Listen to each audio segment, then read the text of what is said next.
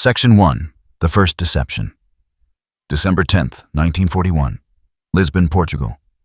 The air in the city's Cais do Sodré district is thick with the scent of coal smoke, sea salt, and unspoken secrets. In a dingy, ill-lit apartment above a fish market, a man sits hunched over a typewriter. His name is Juan Pujol Garcia, but in the clandestine world that is about to consume him, he is no one yet. His fingers, trained for the Spanish Civil War and a failed attempt at running a chicken farm, hover hesitantly over the keys. The rhythmic clatter of the antiquated machine in the neighboring flat seems to mock his inaction. Outside, the distant, mournful hoot of a ferry leaving the Tagus River provides a somber soundtrack to his desperation. Pujol is not a spy. He is an ideologue, a fiercely committed Anglophile who despises Adolf Hitler and all he stands for. Twice, he has walked into the British Embassy in Madrid, offering his services, his life, to the Allied cause. Twice, he has been politely but firmly shown the door. The man they call Agent Garbo will soon be celebrated as a legend, but on this cold night, he is merely a nuisance, a Spanish citizen with a burning anti-fascist conviction and no discernible skills for espionage. But Pujol is nothing if not persistent and cunning. If the British won't take him, he will offer his services to the Abwehr, the German military intelligence, instead, with the explicit, immediate, and utterly sincere intent of betraying them. He composes a letter, carefully worded in flowery Castilian, offering to travel to London on their behalf to create a spy network. He claims to be a pro-Nazi Spanish government official traveling on business. It is a lie built on layers of lies. His lack of travel to the UK is not an obstacle. It is the cornerstone of his plan. He has never been to Britain. He knows nothing of the country, save what he has read in travel guides and the occasional library book. The Abwehr, desperate for reliable agents in a neutral country, bite. They meet him in a local cafe, the air heavy with tobacco smoke and the clinking of porcelain cups. A German handler, whom Pujol would later refer to only as Friedrich, hands him invisible ink, a code book, and a handsome sum of cash. His German code name, Arabelle. His mission: establish a deep network of anti-British informants and report on Allied naval movements, troop positions, and morale. Pujol immediately walks across the street to a post office, where he mails a pre-written letter to his British contacts, detailing the recruitment. Then he boards a train, not for London, but for Lisbon. He uses the Abwehr's funds to buy a map of the British Isles, a railway timetable, and a Michelin guide. His first report, mailed to an Abwehr postbox in Madrid, would describe non-existent anti-aircraft batteries in a city he believed was London, but was in fact Liverpool. The detail, the texture, was everything. He described a soldier's minor ailment, a taxi driver's complaint about rationing, the price of a pint of ale. All fabricated. He had no network, he had no agents. He had only a typewriter, a fertile imagination, and a terrifyingly high-stakes game of pretend. Section 2. The Network That Never Was. January 1942. The fictional world of Agent Arabelle began to coalesce around his typewriter in Lisbon. Pujol, now receiving further instructions and funding from the Abwehr, understood a critical truth of intelligence. Isolation bred suspicion. An agent reporting alone was vulnerable. A man with a network was believable. He started small, inventing his first sub-agent, a fictitious British citizen named Alaric.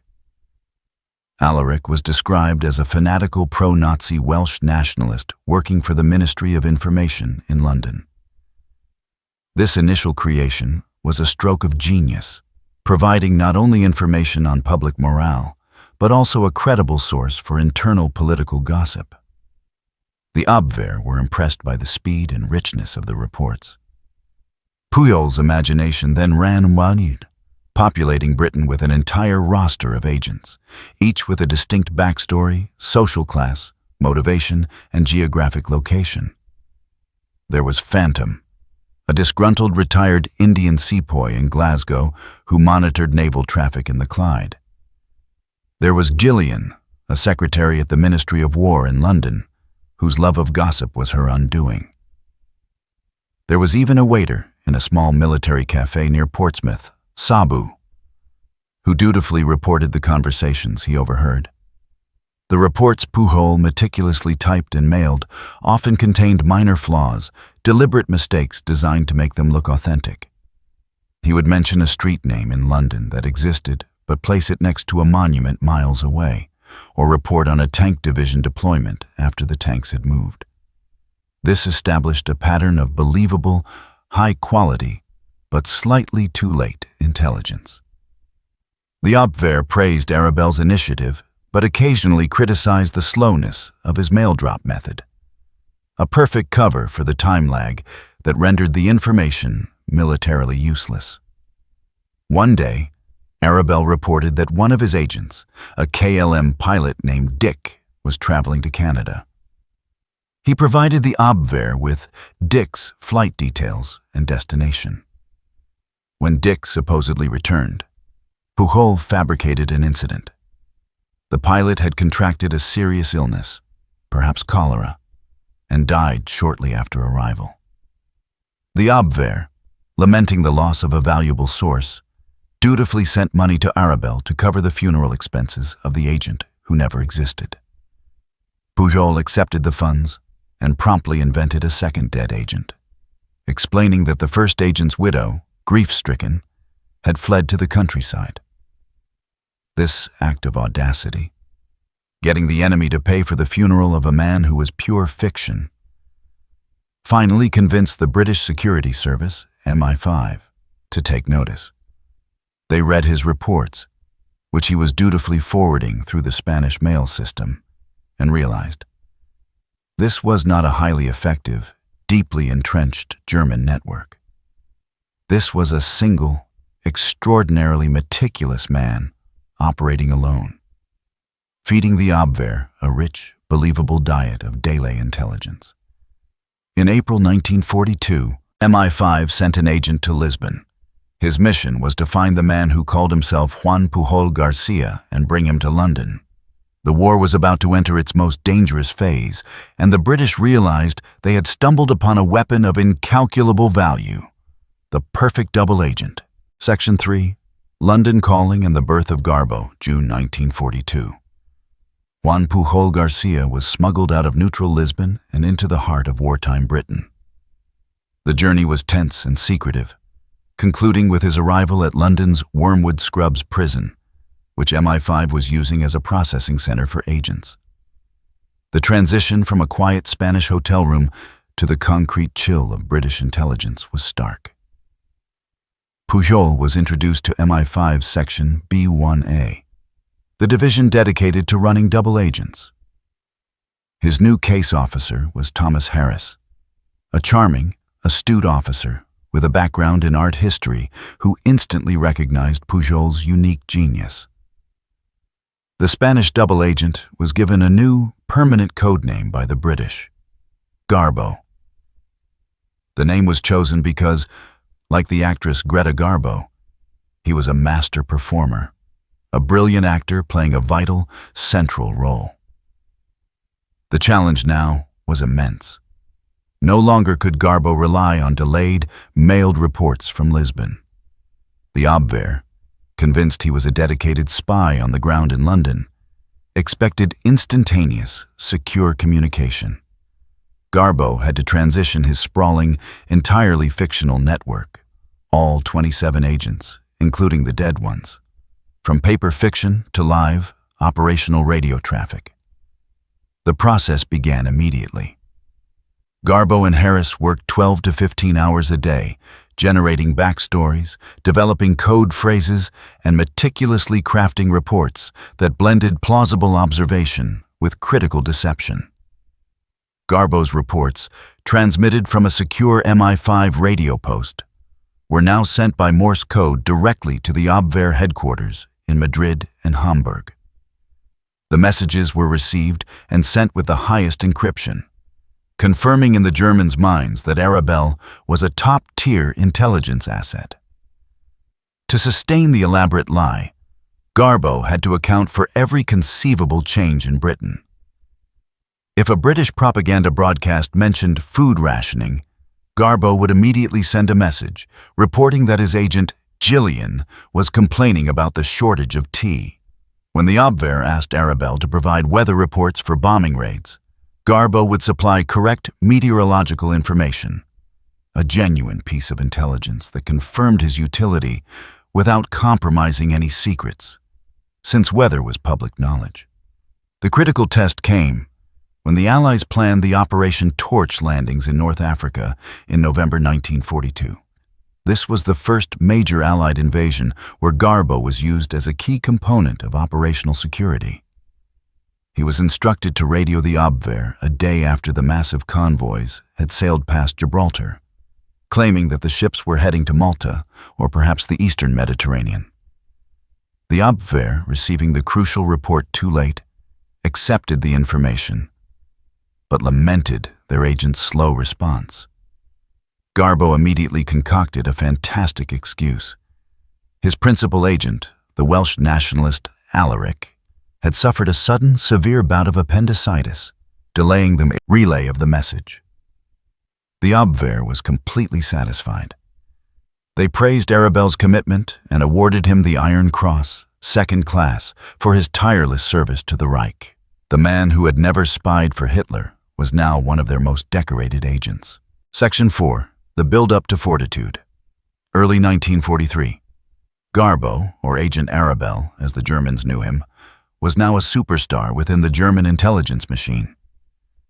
His network had grown to 27 sub-agents and informants, all of them fictitious, but each generating reams of detailed, believable radio traffic. The Abwehr was sending him substantial sums of money, funds that were immediately routed back into the MI5 budget to cover the expenses of his non-existent team. The crucial turning point in Garbo's career and in the war began in late 1943 with the planning for Operation Overlord, the massive cross-channel invasion of Europe. The operation's success hinged on deception, and Garbo's network was designated the cornerstone of the biggest strategic deception of the war, Operation Fortitude.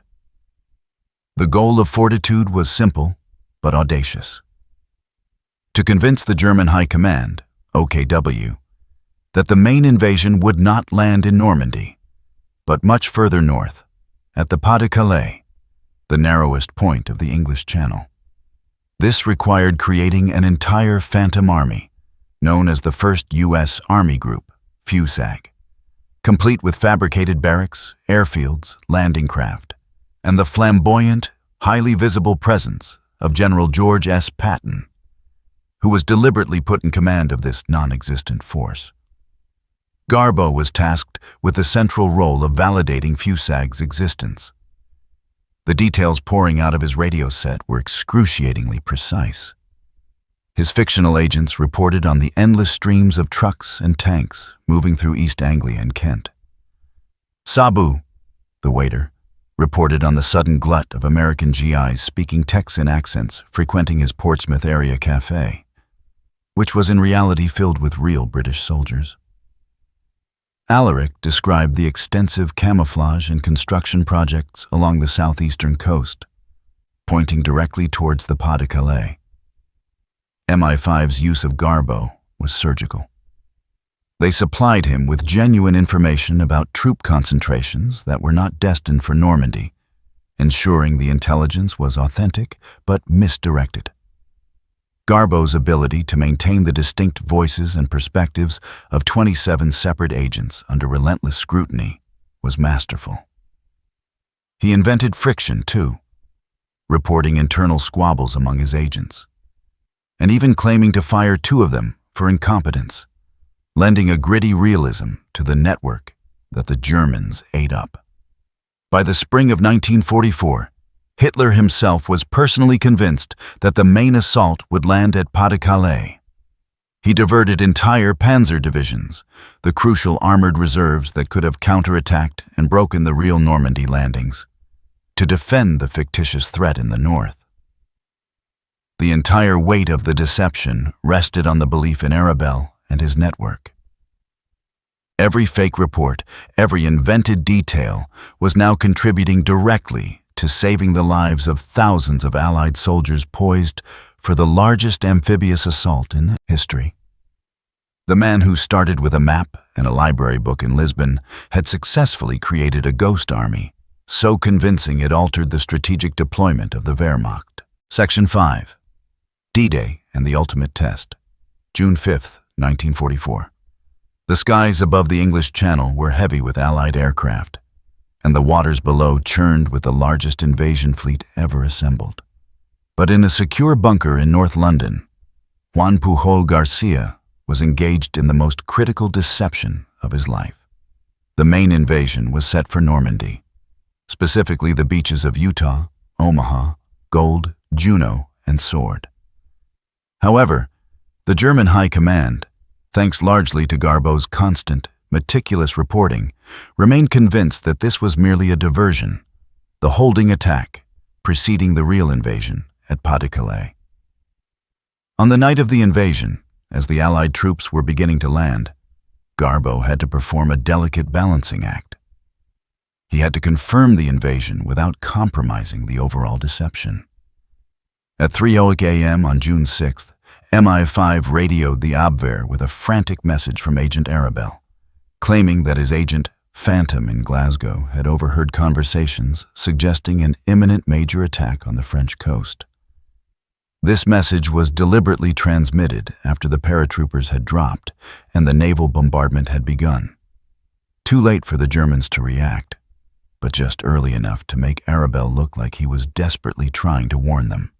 The Abwehr, waking up to the reality of the landings, immediately radioed back, demanding confirmation and more details.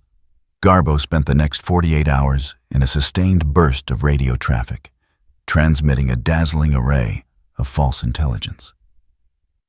The key message, relayed at 10:20 a.m. on D-Day morning, was the absolute clincher. Garbeau reported that Allied forces were waiting in the southeastern English ports, the fake Fusag forces, and that the Normandy invasion was a feint designed to draw in German armored reserves. The real major landing, he insisted, would still target the Pas-de-Calais. Hitler, relying heavily on the integrity of his star spy, Arabelle, accepted this narrative completely. On June 8th, 2 days after the Normandy landings, when the situation was desperate for the Allies hanging onto the thin coastal strip, the German High Command decided to hold the 15th Army and the critical panzer divisions at Pas-de-Calais, waiting for the real attack. They were waiting for a ghost army, one created entirely by the typewriter of Juan Pujol Garcia. The delay in moving those panzer divisions was strategically decisive. It gave the Allied forces the crucial days needed to solidify their beachheads and pour men and materiel onto the continent. Garbeau's final triumph was securing that hold order, confirming that his fictional creation had successfully tied down entire armies. Section 6. The Aftermath and Disappearance, Summer 1944. As the Allied forces, now safely entrenched, began their breakout from the Normandy beaches, Garbeau's work intensified, shifting from deception to validation. He continued to report on the phantom Fusag forces in southeastern England, giving the Abwehr a rationale for why the real invasion was still delayed. He ensured that when the V-1 flying bombs began to rain on London, his reports detailed the damage inflicted on the real targets, but also amplified the fake damage to the Fusag staging areas, solidifying the idea that the Fusag buildup was a genuine threat being disrupted by the V-bomb attacks. In July 1944, Juan Pujol Garcia achieved a unique distinction. He became the only person to be decorated by both sides during the war, without either nation knowing the true extent of his activities until years later. Hitler's government, still convinced of his loyalty and invaluable service, formally awarded him the Iron Cross First Class. MI5 officer Thomas Harris later pinned the Member of the Order of the British Empire, MBE, on Pujol's lapel in a secret ceremony. The man who had never existed was now a hero to two opposing powers. However, the war's end brought a new, chilling danger. As the Third Reich collapsed, its intelligence agents scattered. Garbo feared, correctly, that a vengeful German agent, upon realizing the depth of the betrayal, might track him down. The network's survival required one final, absolute act of deception.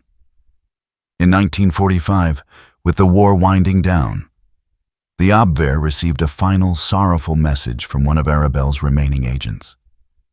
The message reported that the brave, loyal Agent Arabelle had tragically died in Angola from an aggressive bout of malaria.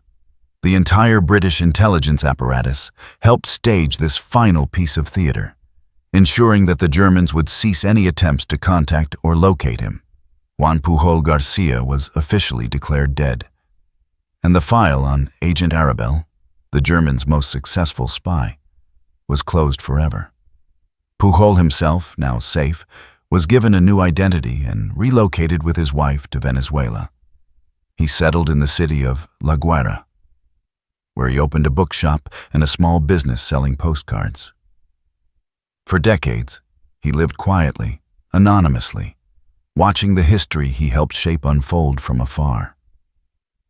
He was, to the world, just another Spaniard. The double agent who had fooled Hitler for years had vanished into his own fictional plot, becoming the man who never existed in both worlds. Section 7. The Revelation and Legacy. For over 40 years, the official record held firm. Agent Garbo, the genius double agent, died of malaria in 1945. His amazing story was known only to a tight circle of MI5 officers. Then in 1984, the British author Nigel West, while researching the history of MI5's wartime double-cross system, the Double-Cross Committee, or X Committee, began to question the record. His investigation led him to a small, dusty corner of intelligence files and eventually to Venezuela.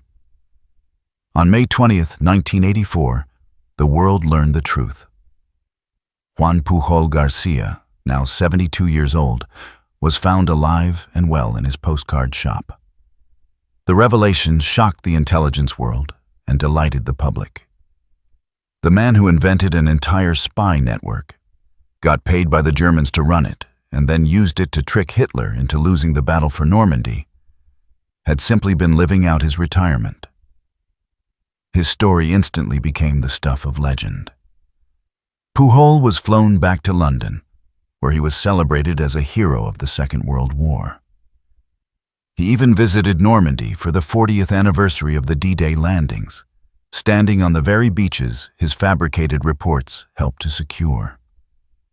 The true legacy of Agent Garbo is not just the D-Day deception, but the sheer, breathtaking audacity of his method. He proved that in the chaotic, often desperate world of intelligence, imagination could be a more powerful weapon than a fleet of tanks.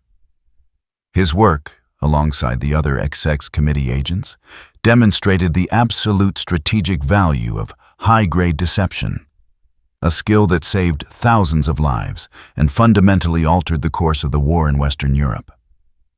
Garbo remains the only German agent of the war to receive 2 decorations for the successful betrayal of the nation that bestowed them.